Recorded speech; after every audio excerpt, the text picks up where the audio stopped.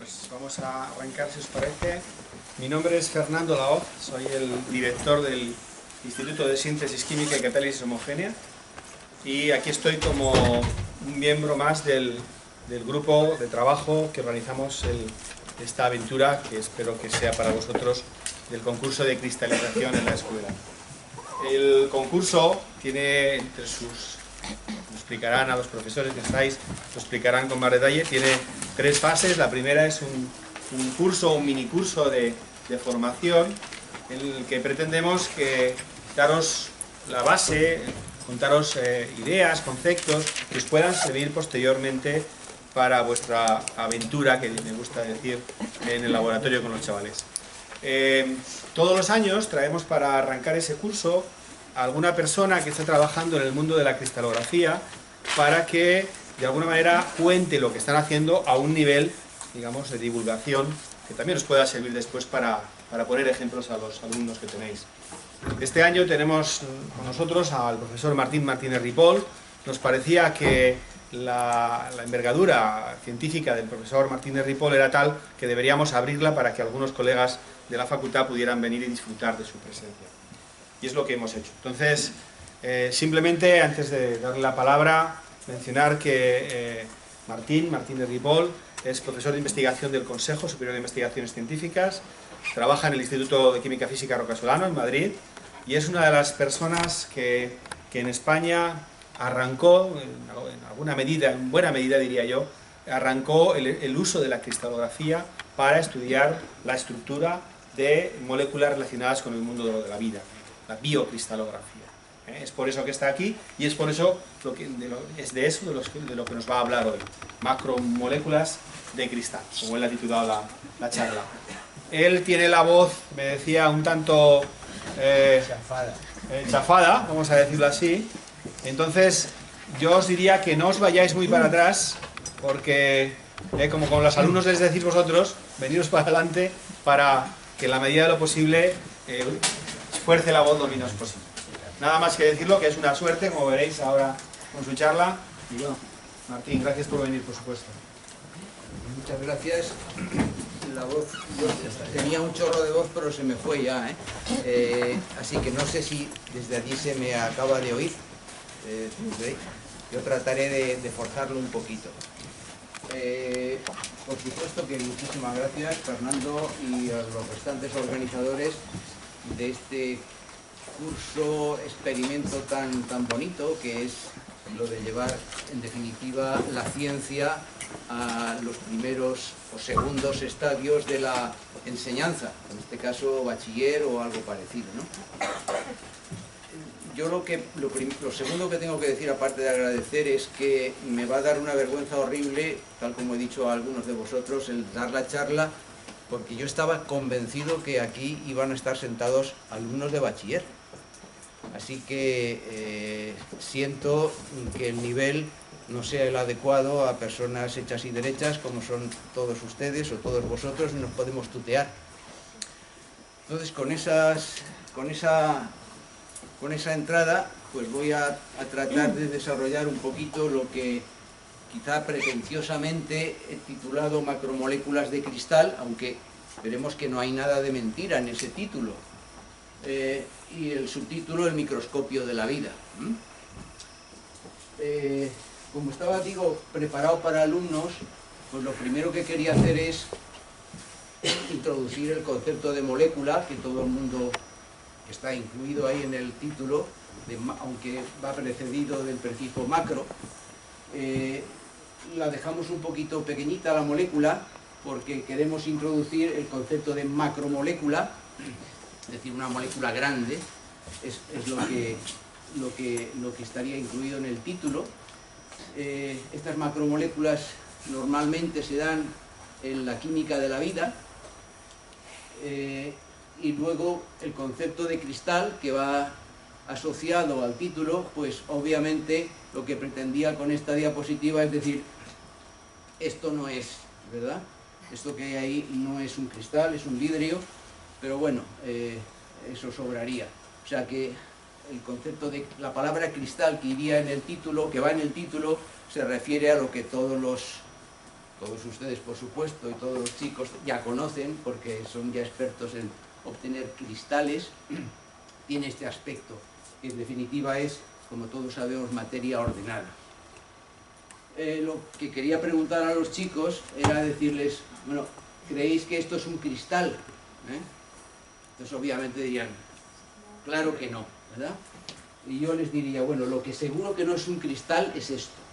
Esto sí que no es un cristal.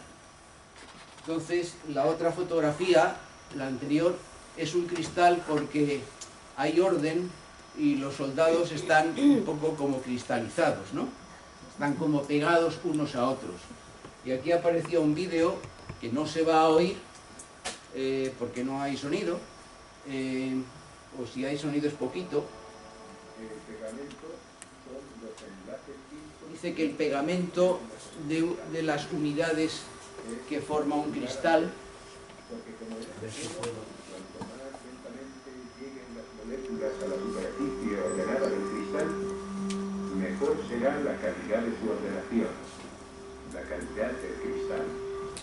en este pequeño vídeo lo que se muestra en definitiva es un poco el concepto de un cristal y cómo crece un cristal, en términos de unidades mínimas, que en cristalografía tienen un nombre, que se llaman como unidades núcleos o algo así, en definitiva casi celdillas elementales, y se decía ahí que el orden, la perfección del cristal, va a depender naturalmente de la velocidad con que ese proceso de nucleación y de unión, de crecimiento, se lleve a cabo.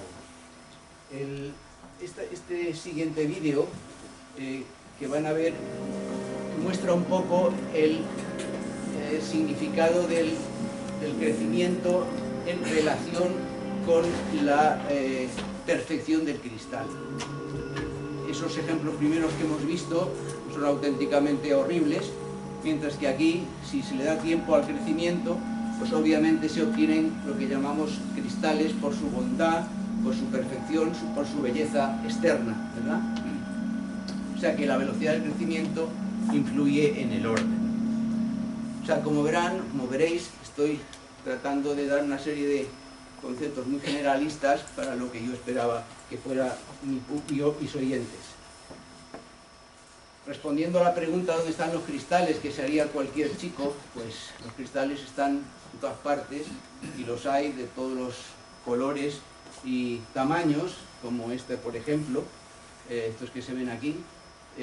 Los encontramos pues por las mañanas cuando tomamos café con leche, si alguien lo toma con azúcar hoy en día, o en la ensalada con la sal. Si nos vamos a la playa, incluso esa concha es material ordenado, o la arena, ¿verdad? La nieve o cualquier puñado de tierra que cojamos de ahí está lleno de cristales, de minerales. Los dientes y los huesos de este animal están llenos de cristales, y si echamos un vistazo a nuestro alrededor, desde el bolsillo hasta el reloj, o cuando subimos en un avión, o los medicamentos que me he tomado en la comida, todo eso está lleno de cristales. Es decir, que los cristales están en todas partes en nuestro mundo. Bueno, la siguiente pregunta es importante que quería plantear a los chicos es ¿para qué sirven los cristales? ¿O para qué nos sirven los cristales a nosotros? Pues para ver el mundo de lo diminuto, el mundo de las moléculas, que es algo que es 100.000 millones de veces más pequeño que un garbanzo, ¿verdad? Y esto es lo que es el mundo que ya hemos introducido al principio, el mundo de los átomos y el mundo de las moléculas. Claro que hay moléculas pequeñitas, como hemos dicho al principio, y moléculas grandes, y las representamos de muchas maneras, pues con bolitas o con palitos, o incluso con envolventes, como hay aquí representado en esta macromolécula, pero el hecho es que sea pequeña o sea grande, las moléculas tienen una forma y un tamaño, y eso es lo que conocemos en cristalografía o en general en la ciencia con el nombre de estructura molecular. Estructura molecular significa conocer absolutamente todos los detalles que hay en esa molécula o en un compuesto no molecular, no necesariamente, estamos hablando siempre de compuestos moleculares. Y eso significa, como digo, ver todos los detalles por pequeños que estos sean. Este sería, por ejemplo, el centro activo de una enzima, en donde aquí hay mezclado dos formas de representar la estructura de ese cachito molecular. Esto es una proteína en donde hay alfa hélices, en donde hemos omitido las posiciones de los átomos y sencillamente hemos pintado una hélice por donde va la cadena de los carbonos alfa, los carbonos principales del péptido.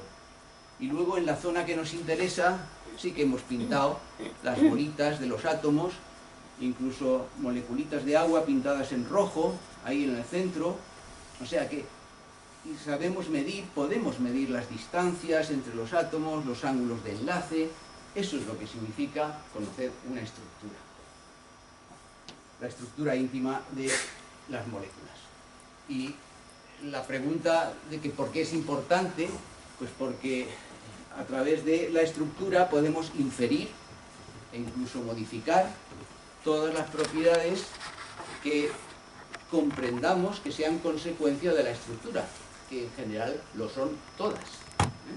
Es decir, que para materiales inorgánicos o orgánicos, como esos que están dando la vuelta arriba a la derecha, o por ejemplo esta proteína de aquí, que estamos representando por su envolvente, o este enzima que está abriendo y cerrando su centro activo, si conocemos los detalles de la estructura, podremos primero comprender sus propiedades y modificarlas para nuestro beneficio. Eso es lo que hacemos con toda esta información. El ejemplo más claro que quería poner naturalmente a los alumnos es un mismo elemento químico, el carbono puro, tiene dos estados alotrópicos, dos formas de presentarse en la naturaleza, el diamante y el grafito, y tienen unas propiedades completamente diferentes unas de otras, que son sencillamente la consecuencia de que su estructura es muy diferente. En el caso del grafito tenemos una estructura en láminas que da idea de que es un material muy lubricante, porque las láminas unas se pueden deslizar respecto de otras, mientras que en el caso del diamante es uno de los materiales más duros que conocemos, y es que cada átomo de carbono está unido a 4 vecinos, de tal manera que eso no hay quien lo mueva. Bien, la otra pregunta que quería plantear a los chicos es ¿cómo usamos los cristales para ver los átomos y las moléculas? Es decir, ¿cómo lo hacemos para mirar adentro, ¿verdad? Entonces, pues la respuesta es iluminándolos con luz, con una luz especial que son los rayos X.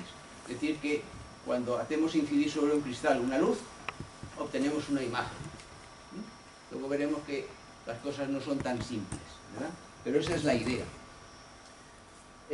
Y siguiendo con las preguntas, diríamos, ¿por qué rayos X? ¿Y por qué no luz visible? Bueno, la respuesta es porque la luz de los rayos X tiene una propiedad, que es la longitud de onda, o sea, los rayos X, las luces, las radiaciones electromagnéticas son ondas.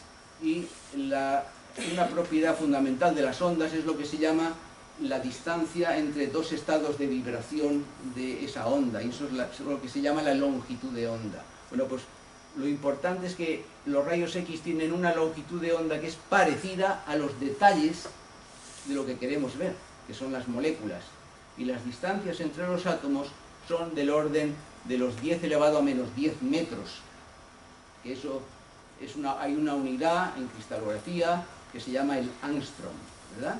O sea que la distancia entre átomos es del orden de un ángstrom, de ese orden, 1,5, 1,2, y la distancia entre los dos estados idénticos de la radiación X es de ese orden. Bueno, claro, hemos estado hablando de cristales, y yo digo, bueno, la siguiente pregunta es, ¿por qué no cogemos una molécula, la iluminamos con rayos X y vemos? Bueno, pues resulta que eso es, ahora veremos un poquito, eso es poco eficaz, porque la interacción de los rayos X con una molécula individual es pobre.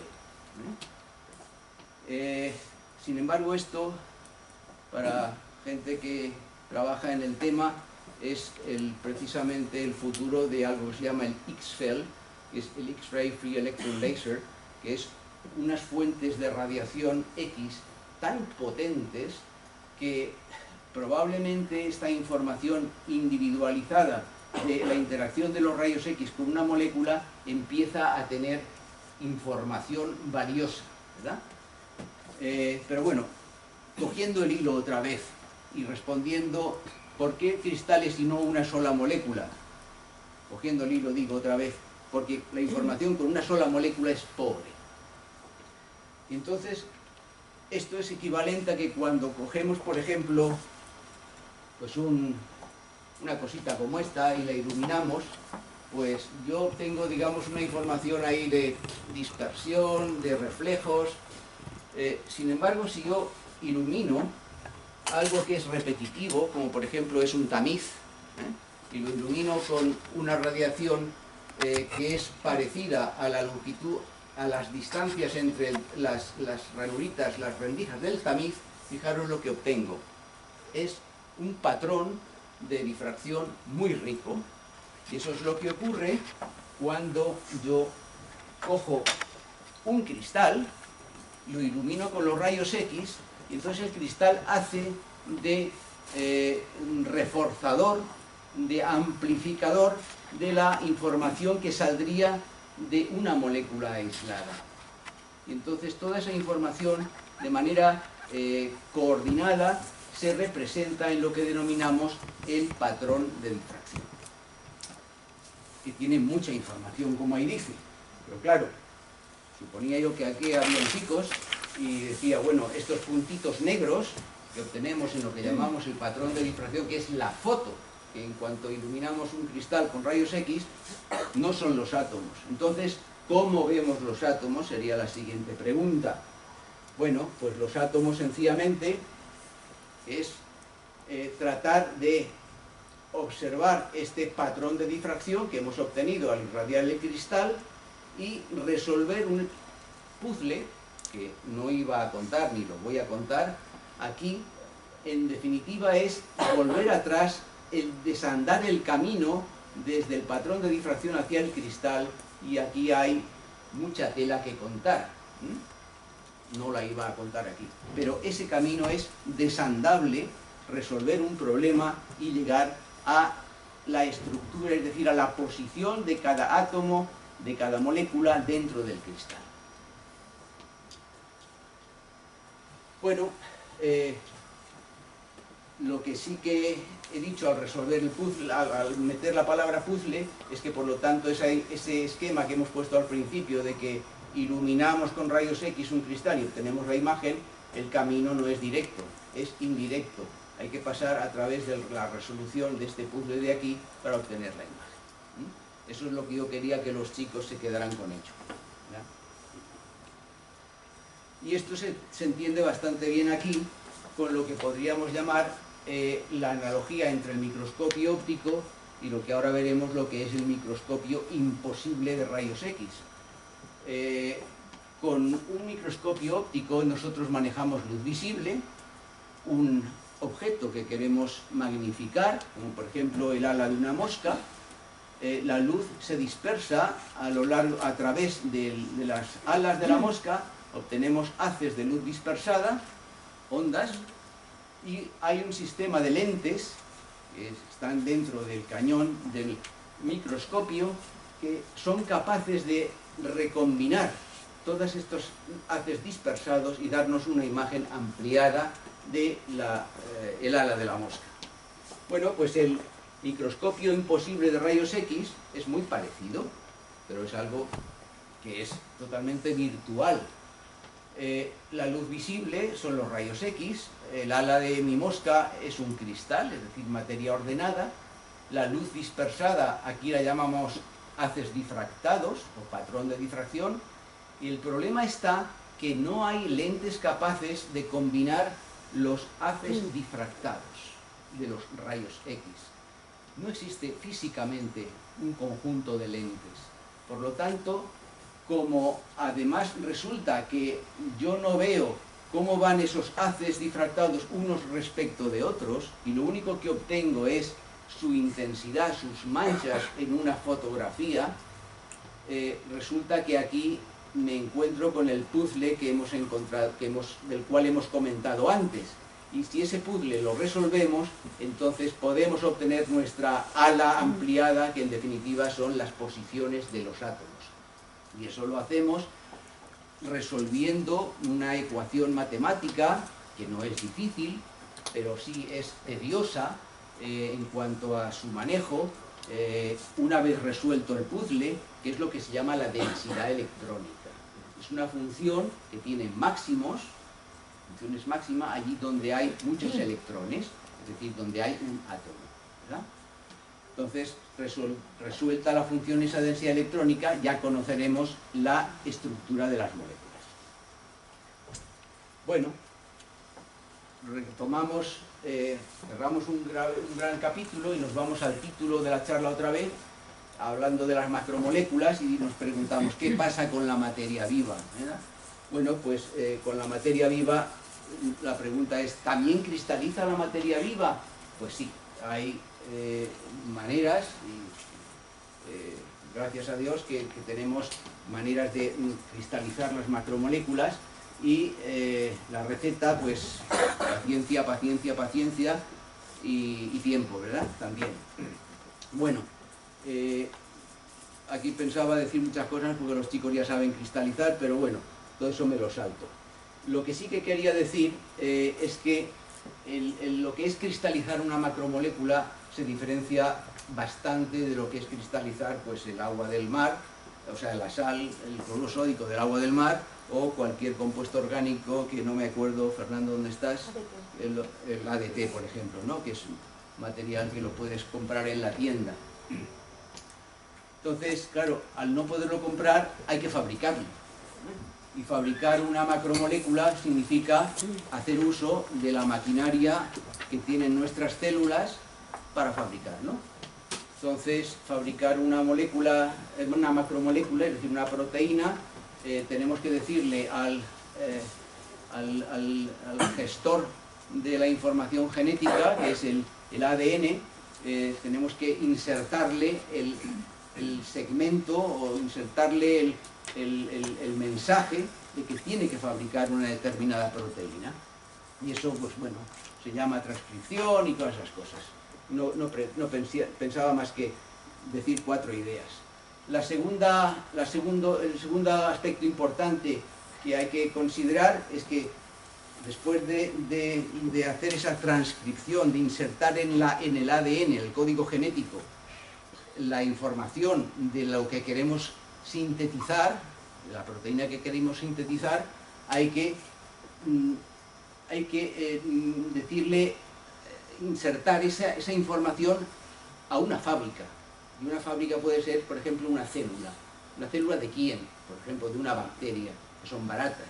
Por ejemplo, el Escherichia coli, que es una enzima, una bacteria que está en todas partes, que la puedes cultivar en el laboratorio, como digo, que es barata, y entonces se le inserta ese mensaje en el ADN, y entonces el Escherichia coli, esa bacteria, se pone a fabricar nuestra proteína como un tonto, ¿vale? Claro, el Escherichia coli fabrica esa proteína y otras proteínas que tiene que fabricar, por lo tanto, luego hay que purificar esa proteína de otras proteínas. Entonces es un trabajo relativamente tedioso, porque hay que, como digo, pues separar esa proteína que nos interesa de otras. Así que un laboratorio para purificación de proteínas pues se parece bastante a algo de esto, ¿no? O sea, es mucho Eppendorf, que son pequeños recipientes pequeños, porque trabajamos con volúmenes pequeños, columnas de purificación, y luego, pues claro, cristalizar una proteína no tiene una receta, hay que utilizar robots que preparan cientos y cientos de muestras, de pruebas. Quiero dar un poco de volumen. Cientos y cientos. No sé si eso es fatal. Lo siento, yo no.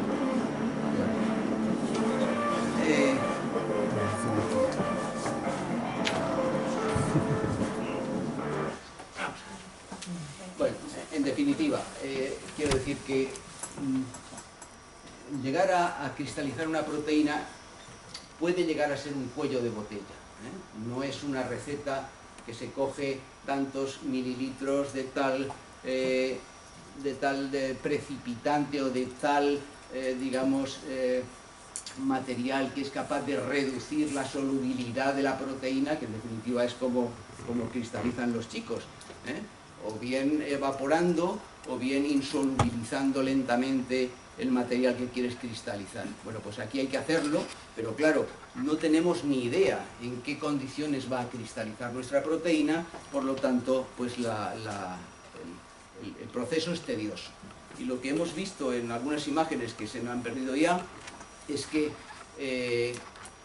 necesitamos analizar esos cientos y cientos de muestras que hemos puesto a ver dónde aparece algo que se parezca a un cristal de nuestra proteína, ¿eh? Suponiendo que nuestra proteína sea pura, ¿verdad? Y luego hay que conservarlos, si es que tenemos la suerte de haber obtenido cristales, hay que conservarlos en nitrógeno líquido, es decir, a menos 100 y pico grados centígrados, ¿eh? Es decir, porque al ambiente normalmente las proteínas se degradan. Bueno, eso era un aspecto de lo que sería un laboratorio de cristalización de proteínas, y lo que pensaba decir a continuación es que, bueno, este proceso, además de ser tedioso por lo que he dicho, pues es difícil a veces porque no siempre las proteínas, que son moléculas grandes, pues son homogéneas todas ellas, porque imaginaros en una proteína donde hay, o en un complejo proteico, esto es un ribosoma, que es, ahora hablaremos de ello, es una fábrica de proteínas, a su vez es un complejo proteico que tiene miles y miles de átomos, pues no todas las moléculas idénticas son idénticas, entiéndaseme, quiere decir que hay veces que tienen pequeños defectos, y eso genera una cierta falta de homogeneidad. Falta de homogeneidad da falta de perfección en un cristal, falta de perfección en un cristal da lugar a que el patrón de difracción no es tan bonito, no es tan rico, ¿verdad? El siguiente aspecto a considerar como cosa difícil o no facilona, digamos, en la cristalización de macromoléculas es la propia naturaleza química del empaquetamiento de estas macromoléculas en el cristal. Si en un cristal inorgánico, como por ejemplo el cloruro sódico, pues es un empaquetamiento de manzanas o de naranjas más o menos del mismo tamaño, o un esqueleto que está unido por enlaces tridimensionales, como en el caso por ejemplo del diamante, da una estabilidad a la estructura fantástica, ¿verdad? Es decir, que los cristales inorgánicos pues tienen una estabilidad muy buena, los cristales son muy estables. Los orgánicos, o sea, en los no inorgánicos y en los macromoleculares, es cuando de repente la cohesión del cristal está gobernada no por enlaces de los que conocemos estándar, enlace covalente, sino precisamente, o iónicos, sino por otros enlaces que podemos meter al menos nominalmente en una especie de cajón que llamaríamos enlaces no covalentes. Por ejemplo, estas moléculas están unidas unas a otras pues por fuerzas de Van der Waals, a veces enlaces de hidrógeno, y en el caso de las proteínas pues la cosa es bastante evidente. Además, en los cristales inorgánicos y orgánicos el empaquetamiento es bastante denso, mientras que en el caso de las macromoléculas es poco eficaz hasta el punto que fíjense que esto sería la visión de una de la estructura de un cristal, de una proteína, en donde aquí tenemos, claro, a grandes trazos, por dónde van los átomos unidos unos a otros de las moléculas, y fíjense estos huecos que van de arriba a abajo del cristal, que son tan grandes o más que la propia masa de la proteína, lo cual quiere decir que el empaquetamiento es muy poco denso y por lo tanto estos cristales van a ser muy lábiles, Y que esta es la tercera dificultad que quería comentar yo respecto a lo que es la cristalización de macromoléculas versus lo que es cristalizar el ADP. Bueno, y por último, pensar que la propia proteína es a veces una proteína estructural y a veces es una enzima.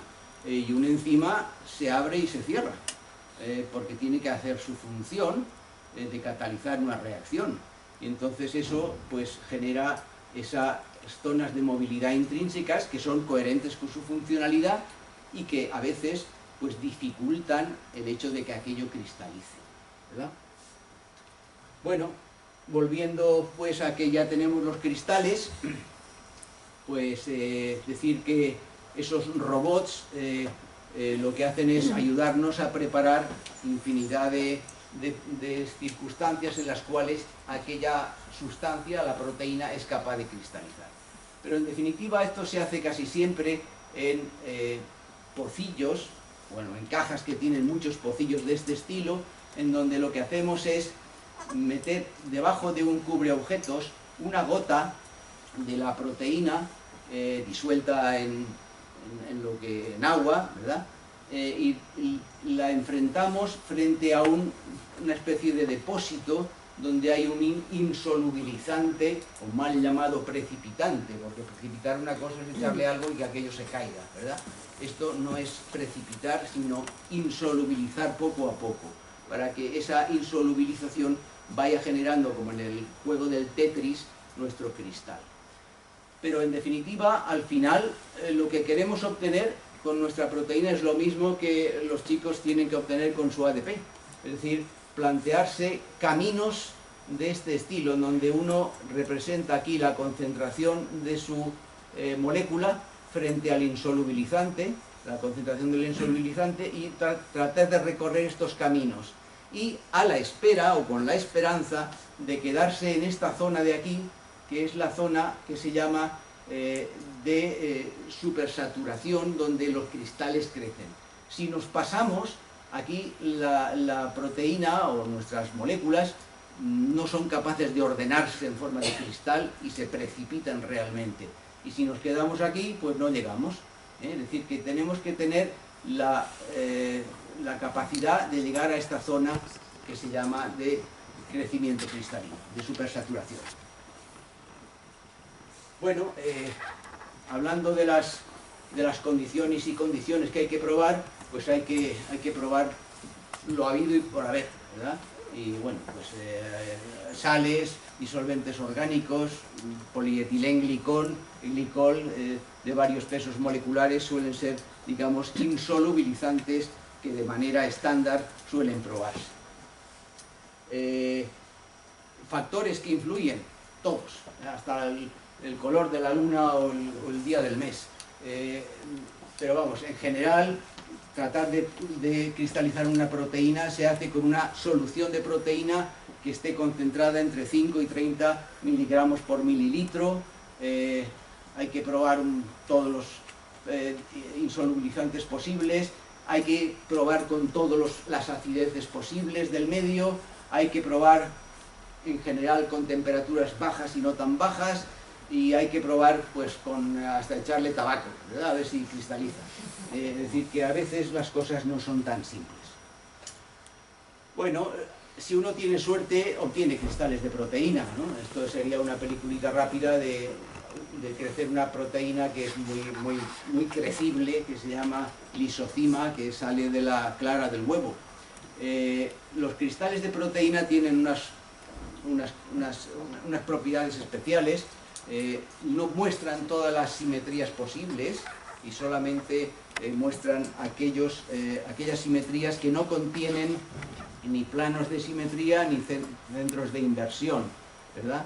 Porque la materia viva es, no es igual que su imagen especular, ¿verdad? Entonces son los grupos, 65 grupos espaciales que tienen esa propiedad. En general los cristales son pequeños, hay que tratarlos, mimarlos, y bueno, pues con lo que decíamos antes, tienen unos huecos brutales que hacen que naturalmente uno se plantee si un cristal de proteína en realidad es un sólido o es una sopa, y en realidad se parece bastante más a una sopa. Esto no lo iba a comentar con los chicos, pero con vosotros o con ustedes sí. Porque claro, estamos hablando de obtener estructuras moleculares, y a todos ustedes les resuena ya que no solamente la cristalografía es capaz de hacerlo. Por ejemplo, la resonancia magnética nuclear, ¿verdad? Es una técnica fantástica que es capaz de resolver estructuras de proteínas.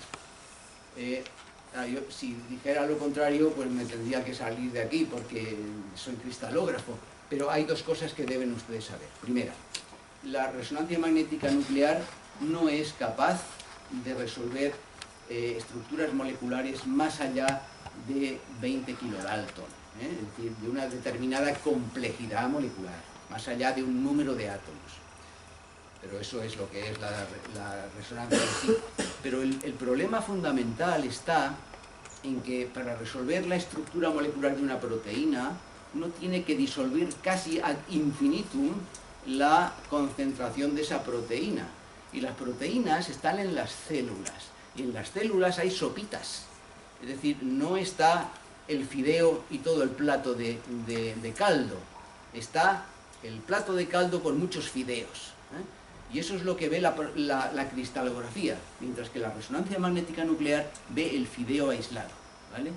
Entonces, a veces la forma del fideo aislado no es la forma fisiológica de la molécula. Eso es lo que quería decir. Pero si hay alguien aquí que haga resonancia magnética nuclear, que me disculpe, ¿vale? Bueno, entonces vamos un poco al tema fundamental de la cuestión, porque además ya se me está pasando el tiempo más que de sobra, ¿no? La estructura de las macromoléculas, pues ya esto es repetirme de lo que ya he dicho.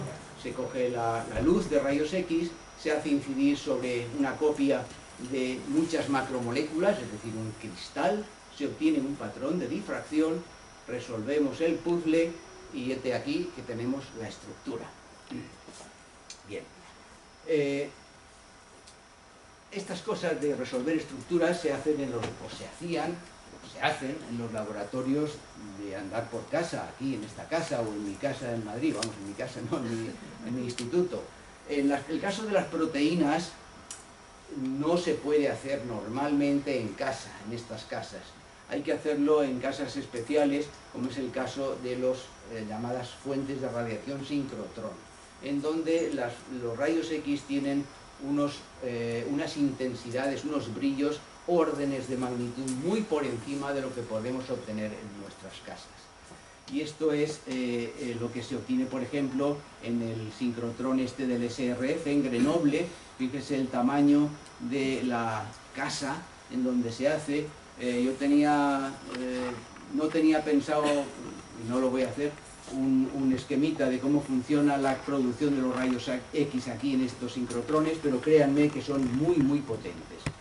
Este es el caso del sincrotrón español que tenemos en Cataluña, y bueno, que está funcionando muy bien, aunque el orden de magnitud de intensidad respecto a lo que está en el SRF o está en Suiza o en Inglaterra, en el llamado Diamond, todavía quedan algunas cosas por hacer. Bien, otra cosa importante es que los detectores que se utilizan para la difracción de las proteínas son muy costosos, tienen que ser muy sensibles y capaces de recoger, como aquí se ve, casi en fracciones de segundo, diagramas de difracción, fotos de difracción. ¿Por qué? Pues porque los cristales de proteína no viven mucho tiempo, Entonces, a lo mejor en 10 minutos nuestro cristal se ha ido a freír espárragos, entonces tenemos que utilizar detectores muy potentes, ¿verdad? Y otra cosa importante es que el cristal, como hemos dicho antes, hay que manejarlo en condiciones de muy baja temperatura, normalmente en una corriente de nitrógeno vaporizado a unos 100 grados Kelvin, ¿verdad? Y normalmente lo que se hace es que el cristal se monta en esta especie de lazo, como está hecho con un material que antiguamente era de bigote de pelo de gato, de bigote de gato, ¿eh? Entonces este cristal se sumerge en una solución crioprotectora, como el líquido que tenemos en el radiador del coche para que en invierno no se congele. Se echa el cristal ahí y con esa especie de lazo, se recoge el cristal para que el cristal no toque nada sólido, y eso se mete directamente aquí en esta cabeza goniométrica o aquí, y entonces por aquí le entra el chorrito de nitrógeno vaporizado a 100 grados Kelvin, ¿verdad? Y en esas condiciones el cristal es bastante más estable. De tamaños no hemos hablado en absoluto, pero esto no se parece en nada a los fantásticos vídeos que me ha enseñado Fernando antes de venir para acá, de los chicos que han hecho cristalizaciones de ADP, cristales que son de este tamaño. Esto es a lo mejor 0,05 milímetros, ¿verdad? O sea que hay un orden de magnitud o varios. Bueno, estamos llegando al final y la pregunta casi última es ¿qué información nos da la estructura de las macromoléculas? Y entonces para eso yo había cogido un cacho de una charla que dio un premio Nobel que se llamaba Max Perutz en el año 96 en Cambridge, y empezaba así. Bueno, en realidad no empezaba así, pero yo las he puesto, las que no son, las preguntas que no hacen relación a las macromoléculas, las he puesto en negro, y me quedaba con las preguntas, con algunas de las preguntas que uno se puede hacer, en relación con la importancia de la estructura. Son respuestas, y pueden ser infinitas. ¿Por qué la sangre es roja y la hierba es verde? O por qué se contraen, o cómo se contraen los músculos, cómo la luz del sol hace que las plantas crezcan, o por qué la sal hace, la sal contenida en el agua de riego hace que una planta se muera. Todas esas cosas y preguntas bastante más complejas las podemos resolver, o mejor dicho, responder gracias al conocimiento de la estructura. Y lo que vamos a hacer ahora, en los pocos minutos que nos quedan, es hacer una especie de saltitos por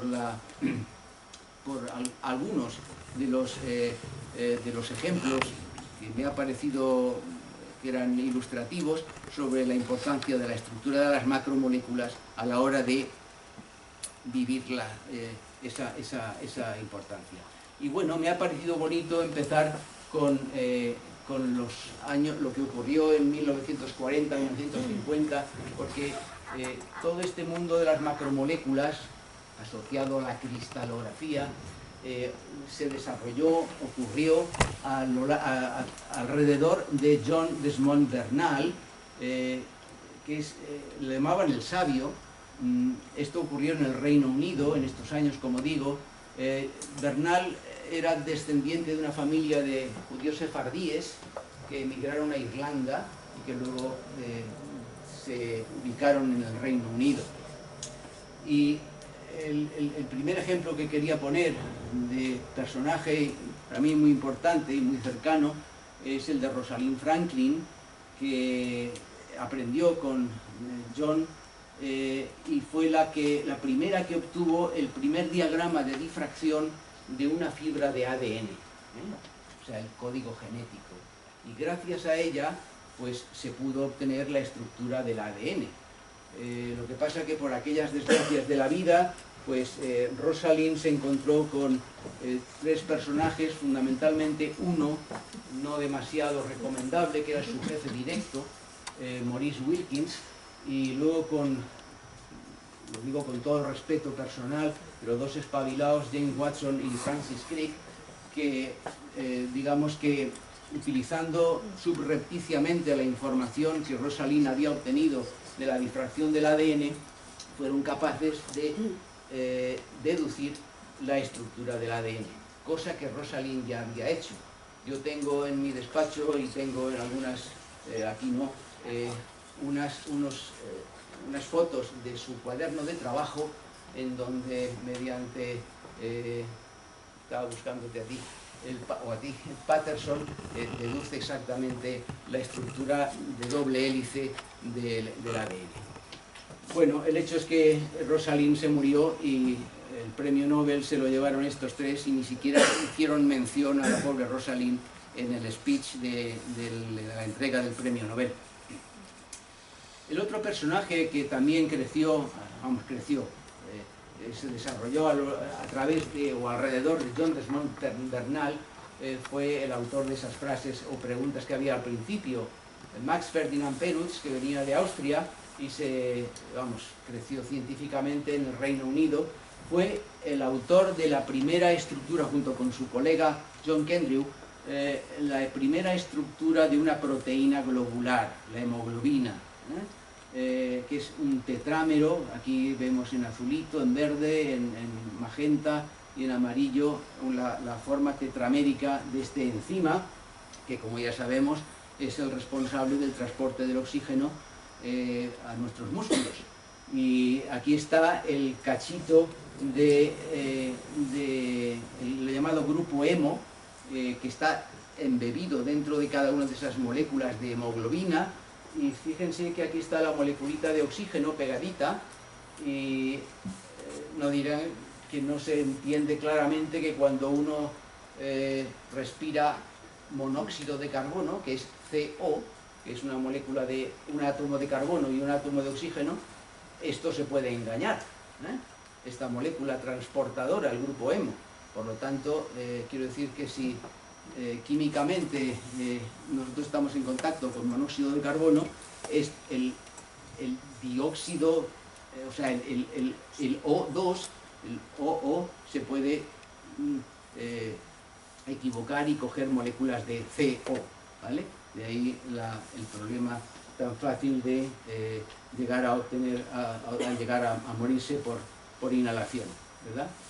Bien, no tiene esto que ver con las macromoléculas, pero me ha parecido obligado mencionar el ejemplo de lo que supuso la cristalografía para el año 45, en plena guerra mundial, Segunda Guerra Mundial, porque, claro, los soldados se herían, se quedaban heridos, se infectaban y se morían, y no había penicilina, que ya había sido descubierta, no había penicilina para curarlos. ¿Y por qué no había penicilina para curarlos? Porque la producción de penicilina era sencillamente cultivando los hongos del penicillium, ¿verdad? Hasta que no se resolvió la estructura de la penicilina, no se supo cuál era su estructura para que el químico pusiera en marcha su equipo de fabricación. Es decir, y gracias a eso es lo que en el año 45 se pudieron salvar tantísimos cientos de miles de vidas, ¿verdad? O sea que el conocimiento estructural fue en aquel momento fundamental para salvar muchísimas vidas.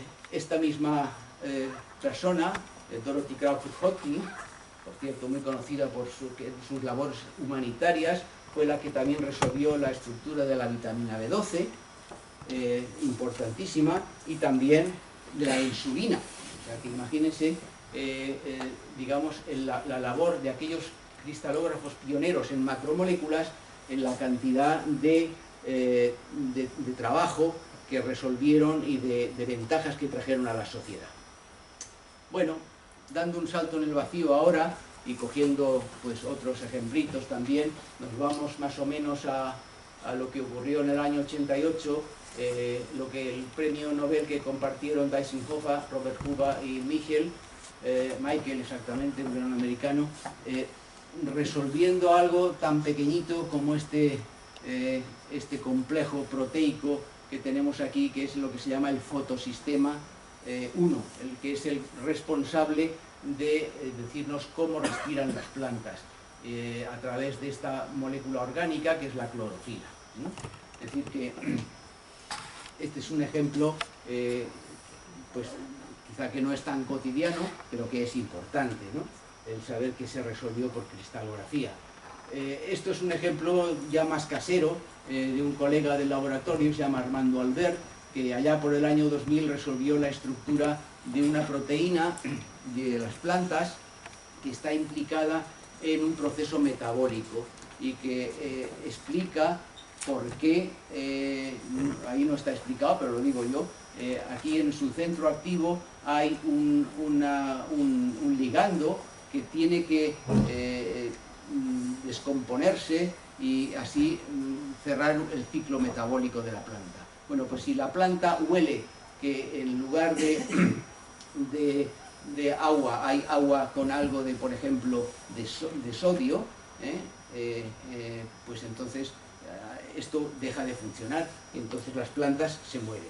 Pero también Armando Albert, hace un año, descubrió que ese proceso metabólico se puede bypassear, si es que me vale la expresión, activando una molécula que tienen las plantas, que es el receptor de ácido abscísico, de tal manera que fíjense que estas dos plantas han sido privadas de agua durante 20 días, esta no se le ha hecho nada y a esta se le ha activado el receptor ese de ácido abscísico. Fíjense cómo ha soportado la sequía. Es decir, que podemos hacer química fina con el proceso metabólico de una planta, de tal manera que la idea que trasciende a estos experimentos es que si hubieran años de sequía, el agricultor pudiera echar una molécula que es la que es capaz de activar ese receptor en su campo y que ese año pudiera salvarse la cosecha. Esa es la idea que trasciende, porque aquí lo que hay en definitiva es estructura de macromoléculas grandes de la proteína y la estructura de una pequeña moleculita que hemos diseñado que es capaz de inhibir o activar en este caso un mecanismo, ¿verdad? Bien, otro salto en el vacío. ¿Por qué se para a veces el corazón? Bueno, pues el corazón se para a veces porque las células del miocardio tienen, esto sería por ejemplo un corte de una célula del miocardio, esquema, claro está.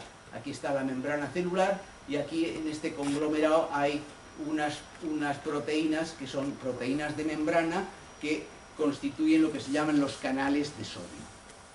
Los canales de sodio, a través de los canales de sodio, cuya estructura naturalmente se ha resuelto mediante cristalografía, pueden tener defectos estructurales aquí, de tal manera que la entrada de los iones sodio desde el exterior de la membrana al interior de la membrana, que son lo que provocan una polarización entre la parte de fuera y la parte de dentro de la membrana, provoca que las células se encojan y el corazón lata.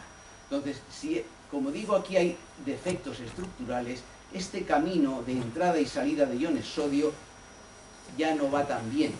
Entonces, cuando eso ocurre, puede ocurrir en lo que les aseguro que no es nada agradable. Pues lo digo porque lo he vivido, la fibrilación ventricular. Y esto es lo que se conoce como el síndrome de Brugada, que es lo que a veces se ve en la televisión, que un deportista, un futbolista, se cae de repente seco en el césped porque le ha dejado de latir el corazón. Bueno, pues esto es un defecto estructural de estas moléculas que están en nuestras células del miocardio. Siguiendo dando saltos en el vacío, en el 2009, esta molécula ya la hemos visto antes, este es Venki Ramakrishnan, Tom States y Ada Yonath, este es nacido en la India, pero nacionalizado americano y está trabajando desde hace muchos años en el Reino Unido. Tom States es americano, norteamericano, y Ada Yonath es israelí. Entre los tres compartieron el premio Nobel de Química en el año 2009 porque fueron capaces de resolver la estructura de la fábrica de proteínas de nuestras células. o de las células de las bacterias. Todas las células tienen fábricas de proteínas. Sin las fábricas de proteínas, las células se morirían, ¿verdad? ¿Cómo funciona esto? O ¿cómo se fabrican las proteínas en las células? Solo para darle un poco de sentido al significado de este hallazgo. Esta maquinaria que hemos visto en la transparencia anterior, aquí estaría representada por esta cosita verde de aquí. Es como una fábrica, ¿verdad? Llena de ruedas, llena de correas, de poleas. Y la fábrica funciona gracias a unas órdenes. Las órdenes la da el ácido ribonucleico mensajero, lo que se llama mRNA, que es una especie de cinta perforada que le va diciendo a la fábrica: ahora tienes que fabricar tal proteína, ¿verdad? Y esa tal proteína, ¿qué quiere decir? Que una proteína son aminoácidos, el aminoácido 1, el 2, el 3, el 4, el 5, el 6, así hasta el 327, que a lo mejor tendría de longitud esa proteína. Y esa información, como digo, va a través de una especie de cinta perforada que se llama el RNA mensajero. Cuando esa información llega a la fábrica de proteínas, esa información se traduce en que otro ácido ribonucleico, el que se llama el ácido ribonucleico de transferencia, el tRNA, agarra un aminoácido y lo transporta a la fábrica, a un centro de unión, en donde ya hay otros aminoácidos esperándolo, y entonces llega ahí y ¡plac!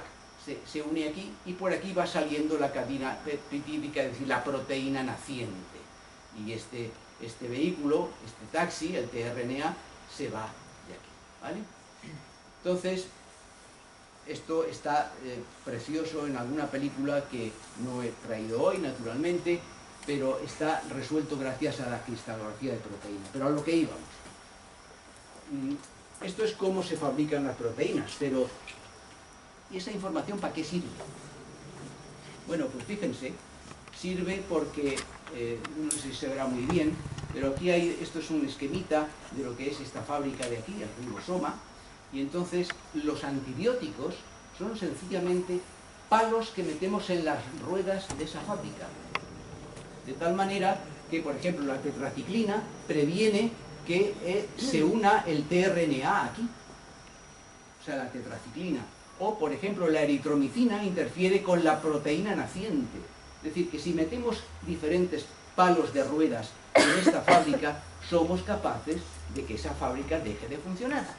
Y si eso lo hacemos en la fábrica de la bacteria Streptococcus pneumoniae, pues estamos acabando con la bacteria que nos está molestando. O sea que esta es la razón de ser, o la mejor dicho, la ventaja más importante que se obtuvo cuando primero se obtuvo la resolución estructural del ribosoma, y cuando a través de esa estructura hemos sido capaces de diseñar palitos, es decir, moléculas pequeñas que son capaces de interferir con el funcionamiento de la fábrica. Es decir, esos antibióticos que funcionan interfiriendo con la fábrica de proteínas. Naturalmente hay otros antibióticos que interfieren con otras cosas, ¿verdad? Como por ejemplo con la estructura de la pared de la bacteria. Pero estas familias de antibióticos que funcionan interfiriendo aquí son muy importantes. No sé si me he liado mucho, pero la idea era clarificarlo a los chicos. Y para acabar, pues quería también mostrar un pequeño ejemplo, un ejemplo muy bonito, hecho en casa por un colega, Juan Hermoso, que habla de un pequeño detalle. Hay muchos detalles que se podrían hablar de cómo se defienden las bacterias y por lo tanto cómo las podemos atacar, pero hay un ejemplo muy claro que nos hace pensar casi si las moléculas piensan. En este caso, yendo al grano, lo que voy a mostrar es una guerra entre el Streptococcus pneumoniae, que es una bacteria muy virulenta, y un competidor de él que es el Staphylococcus aureus. Entonces, lo que vamos a ver es cómo el Streptococcus pneumoniae ha desarrollado un mecanismo de autolesión que es capaz de luego curarse él mismo, pero que no es capaz de curarse el Staphylococcus aureus y dañarlo. O sea, insisto, un procedimiento de autolesión que es capaz de lesionar a su competidor, el Staphylococcus aureus, que el Streptococcus luego ha generado un procedimiento de curarse las heridas, de lamerse las heridas, mientras que el Staphylococcus aureus no. Por lo tanto, es capaz de quitarse del medio a competidores. Y esto viene en una peliculita, algo de sonido sí que me gustaría, pero bueno, que viene aquí. Esto sería el tracto nasofaríngeo mío, por ejemplo, ¿no? En donde aquí está entrando pues toda un familión de Streptococcus pneumoniae que tienen esta formita ya tan conocida, ¿no? Y que estarían compatibles con el Staphylococcus aureus, que estarían estos redonditos de por aquí. Entonces, si ahora echamos un vistazo a lo que es la estructura de la pared del Streptococcus pneumoniae, pues veremos que él es capaz de generar agua oxigenada, que son estas moleculitas rojitas que aparecen por aquí, agua oxigenada, pura y dura, H2O2, que son estas moleculitas de agua oxigenada son capaces de dañar a estos pilares que tienen en su estructura de membrana exterior y lo oxidan estas zonas importantes para su supervivencia, ¿verdad? Pero este aquí, que una vez se ha autodañado, tiene un mecanismo de reparación en base a 3 proteínas cuyas estructuras también hemos resuelto, que son 2 proteínas de membrana y una tiorridoxina, que es capaz de coger un electrón de esta proteína de aquí, coger un electrón, pasárselo a esta especie de grúa, y esta grúa es capaz de alcanzar a todos y cada uno de los puntos dañados, los oxidados, que los va a convertir en verdecitos otra vez, ¿verdad? Este es el mecanismo de dañado, es decir, generar agua oxigenada, y el mecanismo de curar heridas, ¿verdad?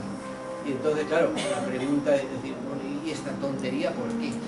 Ya lo he dicho al principio, pero creo que se entiende mejor así. Bueno, pues aquí tendríamos, por ejemplo, Staphylococcus aureus, que están en rojito, están oxidados porque no tienen mecanismo de defensa. Se han oxidado, se han quedado oxidados, se han quedado tocados del ala, y entonces si echamos un vistazo a su interior, veremos, por otra parte, veremos que aquí hay virus.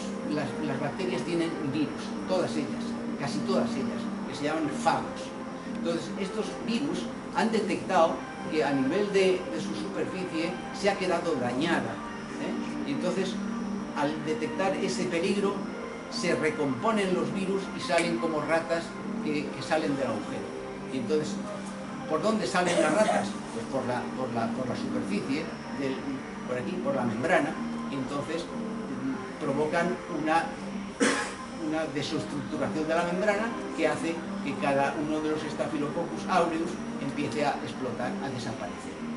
Y al final, ¿qué se queda? Pues tan ricamente todos los Streptococcus pneumoniae, que se repararon a su vez el daño autoprovocado, ¿verdad? Así que, bueno, esa es un poco la historia de la estructura de 3 proteínas y, por lo tanto, saber la estructura de la membrana de estas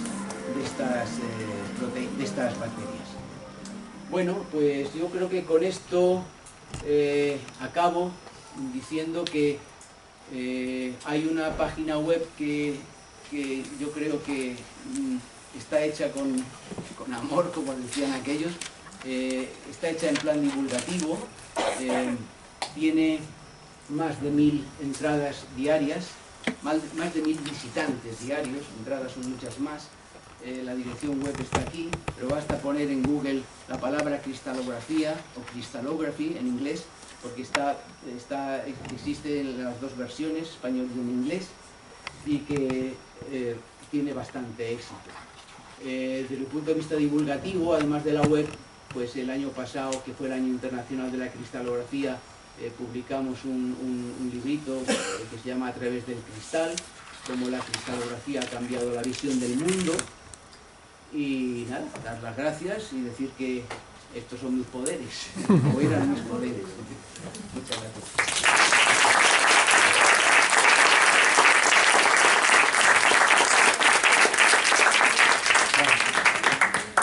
Tenemos tiempo para, si queréis hacer alguna pregunta, curiosidad que os haya surgido de estas bellas imágenes.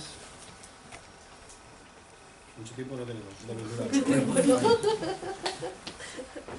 ¿No? Bueno, Martín va a estar con nosotros el resto de la tarde, hasta que terminemos las sesiones. Ahora vamos a... Yo creo que entren a las 7:30 acabamos. O sea que... De todas formas, si queréis hacer algún comentario, tenemos ahora pues 10 minutos para desplazarnos al segundo piso, tercer piso, donde seguiremos con las actividades. Dentro de 10 minutos seguimos.